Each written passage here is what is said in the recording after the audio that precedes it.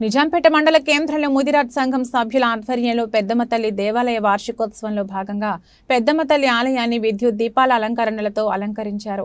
బుధవారం మొదటి రోజున గణపతి పూజ, పుణ్యాహవచనం, గంగ తెప్పోత్సవం, పెద్దమ్మవారి ఉత్సవ విగ్రహ ఊరేగింపు కార్యక్రమం నిర్వహించామని ముదిరాజ్ సంఘ సభ్యులు తెలిపారు. ఈ సందర్భంగా వారు మాట్లాడుతూ పెద్దమ్మ తల్లి దేవాలయ వార్షికోత్సవంలో గణపతి పూజ, గంగ తెప్పోత్సవంతో మొదలుకొని అమ్మవారి ఉత్సవ విగ్రహ ఊరేగింపు కార్యక్రమాన్ని గ్రామంలో పురవీధుల గుండా డప్పు చప్పుళ్లతో మధ్య శోభాయాత్ర నిర్వహించామన్నారు.